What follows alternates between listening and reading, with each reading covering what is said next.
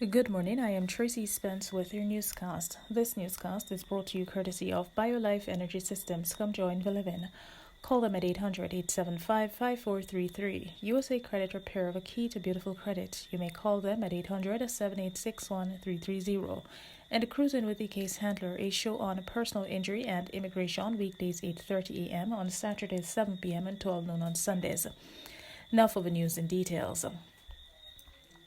Large and small operators in the tourism sector are appealing to the Jamaican government to avoid another lockdown of the nation's borders, arguing that any such measures would have disastrously damaging effect on the lives of hundreds of thousands of Jamaicans and the economy in general. 3 tourism-resilient corridors were created ahead of the reopening of the island's borders to international passengers in order to ensure the safety of Jamaicans and visitors.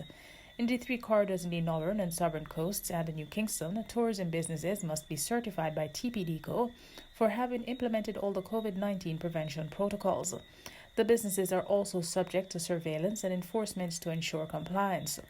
Operators in the corridors have repeatedly insisted that the system is working, and there have been no incidents of COVID-19 infection among workers employed to hotels, attraction, visitor transportation companies, or craft markets and other entities.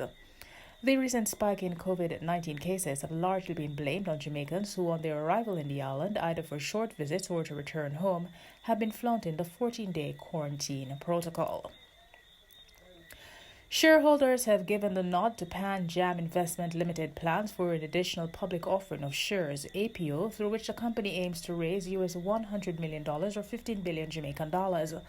The vote on Tuesday clears the way for the property and investment conglomerate controlled by brothers Stephen Facey and Paul Facey to raise its authorized capital to 2 billion shares, up from 1.25 billion, and to later execute a split stock of both the authorized and listed shares.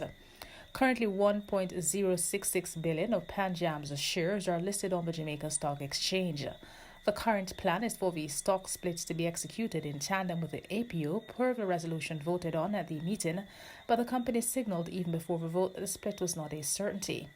Additionally, with the market stubbornly in bear territory since March when the coronavirus was first detected in Jamaica, the company plans to bide its time in offering the new shares for sale. Meanwhile, the governor of the Cayman Islands, Marta Roper, on Friday approved a law making same-sex partnerships legal. The governor, in a statement, said this is in line with instructions from UK government ministers to use his reserved powers under Section 81 of the Constitution. But changes to the law came into effect on Friday after being gazetted. However, the civil service requires a delay of 21 days before starting to accept and process applications for registration of civil partnerships.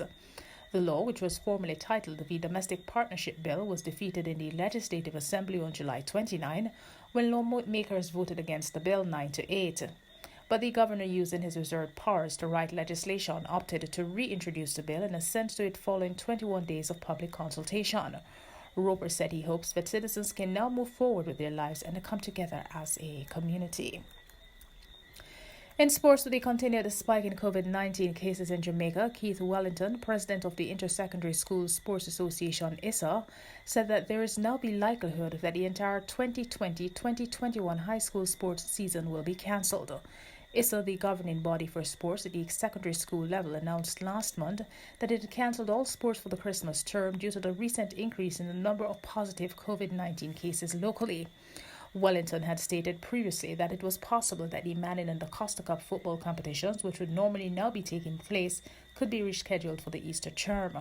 Up to Sunday, Jamaica had recorded 3,103 overall cases and 33 COVID-19 related deaths.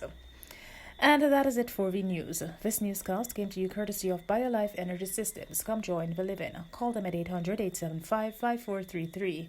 USA Credit Repair of a key to beautiful credit. You may call them at 800-7861-330. And Cruising with the Case Handler, a show on personal injury and immigration, weekdays 8:30 a.m. on Saturdays 7 p.m. and 12 noon on Sundays. On behalf of the news and production team, I am Tracy Spence. To have a good morning.